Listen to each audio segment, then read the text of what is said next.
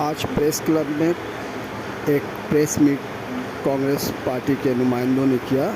इनमें ज़्यादातर लोग बैरून रियासत से आए हुए थे। मैं दिल्ली और जम्मू कश्मीर और बिहार से कुछ मुकर्रीन यहाँ पे मौजूद थे। कन्हैया कुमार ने इस मौके पर बात करते हुए कहा कि बंगाल की जो हालत है इसकी ज़िम्मेदार यहाँ की मानुष की सरकार है। उन्होंने कहा कि आप अगर कांग्रेस को लाते हैं तो कांग्रेस वो तमाम डेवलपमेंट की काम करेगी और हेल्थ सेक्टर पर और एजुकेशन पर काम करेगी जो काम परसों से नहीं हुई है। बंगाल में एक तब्दीली होनी चाहिए और ये तब्दीली आप ही ला सकते हैं। उन्होंने कहा कि जो कुछ भी बंगाल में हो रहा है इसके ज़िम्मेदार जितना टीएमसी है उससे कहीं ज़्यादा बीजेपी भी है। लिहाजा बीजेपी और टीएमसी दोनों ही एक सिक्के के दो पहलू हैं और इन दोनों को अगर यहाँ से नहीं हटाया गया तो आने वाले दिनों में पूरे हिंदुस्तान के लिए एक ख़तरा है। नई योजना की शुरुआत की गई है। जो पुराने बंद पड़े हुए फैक्ट्री थी वो क्यों जो है बंद पड़े हुए हैं। माइग्रेशन इतना बड़ा इशू हो गया है बंगाल में। आप बताइए कि देश भर के लोग कलकत्ता काम करने के लिए आते हैं, यानी कलकत्ता के लोग दुनिया भर में जाकर के काम करते हैं। तो इसका जिम्मेवारी जो है प्रदेश सरकार को देना पड़ेगा। और हमारा साफ साफ इसमें मानना है कि ये जो तुतुमय की राजनीति होती है, इस तुतुमय की राजनीति से कभी भी देश का, समाज का और राज्य का भला नहीं होता। उसका राजनीति जो है वो पूरी तरीके से फियर साइकोसिस पे चलता है और फियर साइकोसिस की जो पॉलिटिक्स होती है उससे कभी भी लोगों के रिप्रेजेंटेशन को इंश्योर नहीं किया जा सकता है, डेवलपमेंट का डिस्कोर्स नहीं हो सकता है। गारंटी की भाषा बंगाल के चुनाव में क्यों नहीं है? आप मजेदार बात देखिए कि बाकी प्रदेशों के चुनाव में दोनों सरकार की तरफ से गारंटियां दी जाती हैं। बहुत सारे लोग हमारी आलोचना करते हैं, लेकिन जो गारंटी का लैंग्वेज, जो वेलफेयर का लैंग्वेज, वो जो टोन कांग्रेस पार्टी ने सेट किया है राजस्थान में, कर्नाटक में, हिमाचल में, अब प्रधानमंत्री भी जाकर के गारंटी दे रहे हैं। आपने देखा कि बिहार में गारंटी की भाषा बोलनी पड़ती। अगर आप डेवलपमेंट को डिस्कोर्स में नहीं लाएंगे तो डिविसिव पॉलिटिक्स पावरफुल होगा और डिविसिव पॉलिटिक्स अगर बंगाल में पावरफुल होगा तो क्या बोले बंग, अरे बंग नहीं, वो भंग करेंगे। और ये मैं पूरी जिम्मेदारी से बोल रहा हूँ, वो बंग को भंग करने के लिए आए हैं। उनका प्लान ये है कि अगर बंगाल की जनता डर करके हमको ले आई यहाँ पे तो ठीक है, अगर नहीं जीतेंगे तो बंगाल को डिवाइड करके यूनियन टेरिटरी बनाएंगे। और ये मैं जिम्मेदारी से बोल रहा हूँ, चुनाव के बीच में ये बात बोल रहा हूँ। इसीलिए बंगाल के लोगों को समझना पड़ेगा कि ना एनआरसी का मामला गया है, ना एनपीआर का मामला गया है, सेंसस होना है, डिलिमिटेशन होना है। बंगाल के लोगों के लिए this is the right time, ये सही समय है कि वो अपने फ्यूचर के बारे में विचार करें, वो अपने भविष्य के बारे में सोचें, अपने बच्चों के भविष्य के बारे में सोचें, रोजगार के बारे में सोचें, अपनी इकोनॉमिक, सोशल और कल्चरल पार्टिसिपेशन के बारे में। नहीं कन्हैया जी, अब जो बीजेपी वाली सरकारें हैं वहाँ बंगालियों के साथ जो जुल्म ज्यादती हो रही है उसका जिक्र अभी आपने किया। ये इलेक्शन का टाइम है। सवाल ये है कि इससे पहले कांग्रेस ने इस पर एतराज या एहतिजाज क्यों नहीं किया? एसआईआर की बात नहीं कर रहा हूँ। आपने कहा कि जो बीजेपी वाली सरकार है जहाँ जहाँ बीजेपी के वहाँ बंगालियों के साथ जुल्म ज्यादती हो रही है, उन्हें मारा भी जा रहा है, ये कहा आपने। तो सवाल ये नहीं है, कहा नहीं, ये सच्चाई है। सच्चाई है। तो इस सवाल ये है कि इससे पहले कांग्रेस ने इस पर एहतिजाज या एतराज क्यों नहीं किया? इलेक्शन के वक्त आप ये बात कर रहे हैं, एतराज जता ही रहे हैं। इलेक्शन में आए हैं, आज आपके साथ प्रेस कॉन्फ्रेंस में मुलाकात हो रही है तो यह बात आपके सामने जाहिर कर रहे हैं। लेकिन कांग्रेस पार्टी डिविसिव पॉलिटिक्स के खिलाफ लड़ रही है। राहुल गांधी कन्याकुमारी से लेकर के कश्मीर तक मोहब्बत की यात्रा की है, भारत जोड़ो यात्रा की है। हम लोग तो लगातार सांप्रदायिकता के खिलाफ एक कमिटमेंट से संघर्ष कर रहे हैं और सांप्रदायिकता के खिलाफ हमारा कमिटमेंट नहीं होता तो आज हमारे ऊपर इतना ऑनस्लॉट नहीं होता। आप ये देखो ना, सिंपल फॉर्मूला है, बीजेपी ईडी सीबीआई से लोगों को डराती है।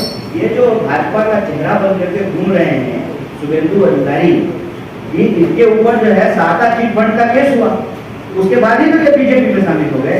ये तो हिमंता विश्व शर्मा है, ये कांग्रेस में थे, इनके ऊपर जब ईडी ने कार्रवाई किया तभी तो बीजेपी में शामिल हो गए। अभी आम आदमी पार्टी के कई एमपी जो है उनके ऊपर कार्रवाई हो रही थी, वो बीजेपी में शामिल हो गए।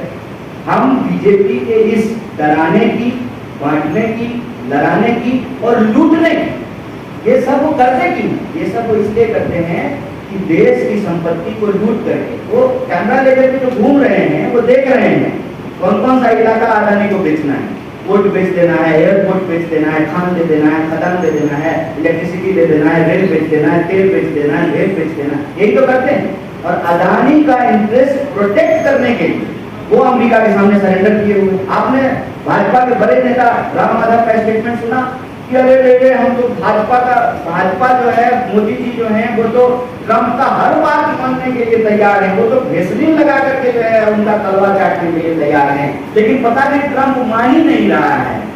ये भाषा है, ये 140 करोड़ लोगों का देश, दुनिया का सबसे बड़ा लोकतंत्र, जिसने दुनिया को सभ्यता सिखाई, जीरो का ज्ञान दिया, वहां का शासक, जो लोग सरकार चला रहे हैं, उनकी ये भाषा है, ये सरेंडर करने की भाषा है। और इसीलिए मैं कहता हूँ इनका इतिहास हमेशा से विदेशी शक्ति के सामने सरेंडर करने का इतिहास है, और बंगाली आवाम का इतिहास अपनी अस्मिता के लिए लड़ने का इतिहास है। इसीलिए ये जो लुटेरे घूम रहे हैं, ये जो डाकू घूम रहे हैं, सबसे बड़ा गुंडा है खुद, और कह रहे हैं कि गुंडागर्दी से निजात दिलाएंगे। इनसे किसी भी तरीके के इनके झांसे में आने की जरूरत नहीं है। साफ सुथरी गारंटी वाली पॉलिटिक्स इस देश में अगर कोई दे सकती है, देश में कोई दे सकता है, वो पार्टी कांग्रेस पार्टी है। इसीलिए आपके माध्यम से ईमानदारी आवाम से अपील करते हैं कि आप हमारा हौसला अफजाई। सर, बीजेपी को रोकने का आखिर वाहिद रास्ता क्या है?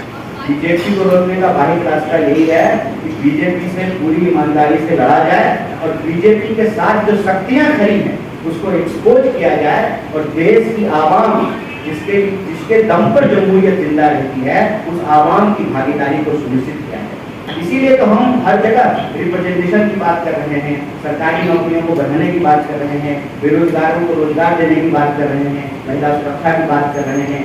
आप हमारी गारंटीज को उठा कर देंगे, किसानों के लिए गारंटी, नौजवानों के लिए गारंटी, महिलाओं के लिए गारंटी, छोटे उद्योग धंधे करने वाले कारोबारियों के लिए गारंटी, और समाज में रहने वाले हर जाति और धर्म के लोगों को सुरक्षा। ऑपोजिशन रोकने का काम ये क्या कर पाएंगे? देखिए, आप ये बड़ा जो है विवादित विषय है, जो कि इस सवाल का जवाब ऑलरेडी हमारे बीच सवाल है कि वेस्ट बंगाल में होटी नदी के दोनों किनारों पर जूट मिल काम है और बहुत से एग्रीमेंट बंद हो गए। बीजेपी कहती है कि जूट मिल की बर्बादी की वजह टीएमसी है, और टीएमसी कहती है कि जूट मिल की बर्बादी की वजह सेंट्रल गवर्नमेंट में बीजेपी है। इससे मजदूरों को बहुत ज़्यादा नुकसान हो रहा है, और जो लोग बिहार में पीछे पहले जूट मिल में काम करने आते थे अब नहीं आ रहे। इसका जिम्मेदार कौन? जूट मिल की बर्बादी का इसका जिम्मेवार जो लोग हैं ना, वो जूट मिल में काम करने वाले लोगों को मालूम है। हम जूट मिल में काम करने वाले लोगों से, मजदूरों से अपील करते हैं कि इस देश में किसान, मजदूर, महिला, दलित, आदिवासी, पिछड़ा, अति पिछड़ा, गरीब लोग, सब लोगों के लिए संघर्ष करने वाली पार्टी कांग्रेस पार्टी है। आप अपनी पुरानी पार्टी जो इस देश को आज़ादी दिलाई, इस देश में विकास की गति को आगे बढ़ाया, आप उसके हाथ को मजबूत कीजिए, और वो जो फैक्ट्रियां बंद हैं उसकी वजह से ज़्यादा जरूरी ये है उसको चालू होना चाहिए, हम उसको चालू कराने का काम। एक सवाल मेरा है, एक सवाल मिर्ची, एक सवाल मेरा है आपने हमको थोड़ा एक और हाँ, इस पूरी चुनाव गवर्नमेंट देखे लेफ्ट के लिए कांग्रेस बहुत सॉफ्ट है, जितना तृणमूल और बीजेपी को आप लोग ने अटैक कर रहा है, लेफ्ट में थोड़ा कम अटैक हो रहा है, लेफ्ट के लिए सॉफ्ट है, इतना ज्यादा। देखो, चर्चे में तो वही आता है जिसके साथ आमना सामना होता है।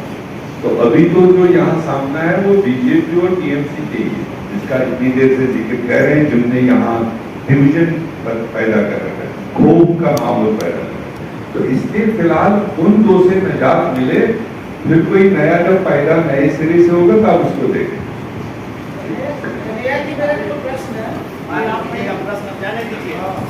चलो, थैंक यू। किया है, और इसलिए जो इन दोनों पार्टीज के असेसमेंट है, ये कैलकुलेशंस उनकी फेल होगी जाता है।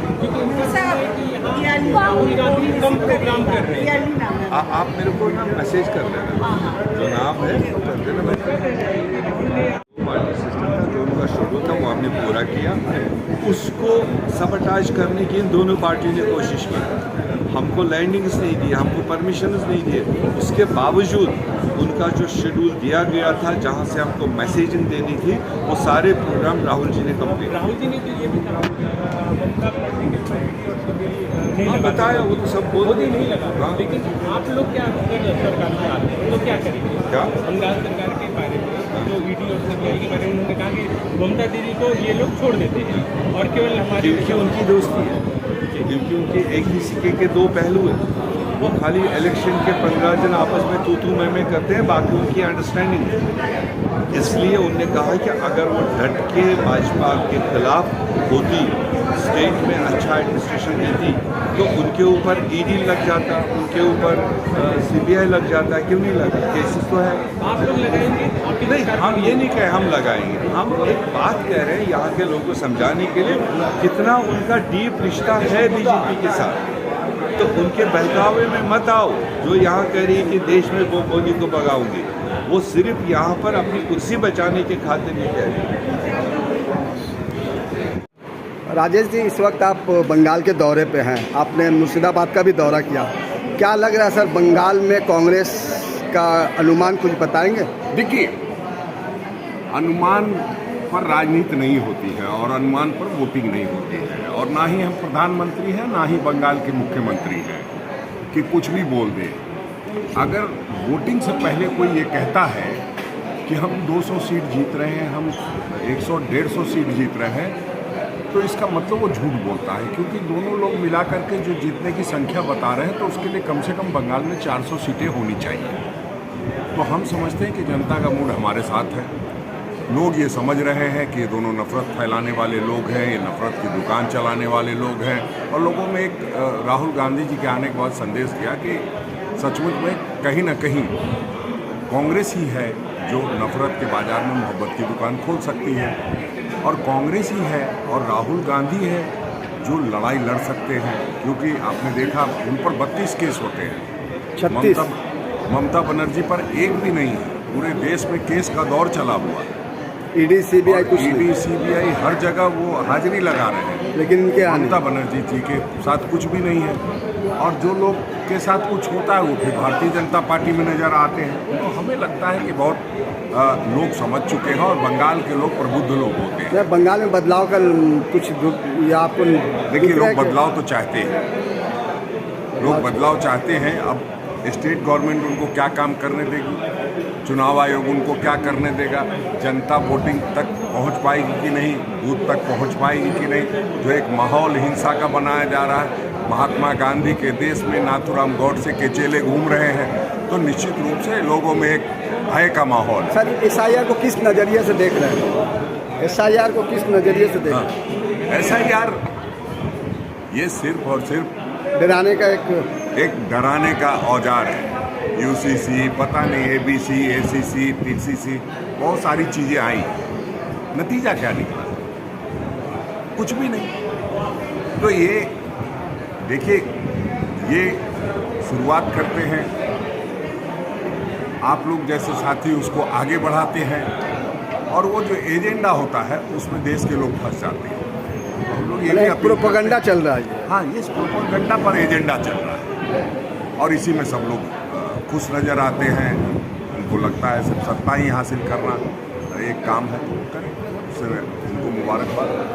एक वक्त में सर ममता बनर्जी तृणमूल कांग्रेस के साथ, और उन्होंने ही पार्टी तोड़कर आज एक तृणमूल कांग्रेस ही हमें आँख दिखाता है। लेकिन ऐसे लोगों का समय ज़्यादा दिन का नहीं होता। गद्दारों को हमेशा सज़ा मिली है, बंगाल की जनता उनको भी सज़ा देने का काम करे। बहुत बहुत धन्यवाद।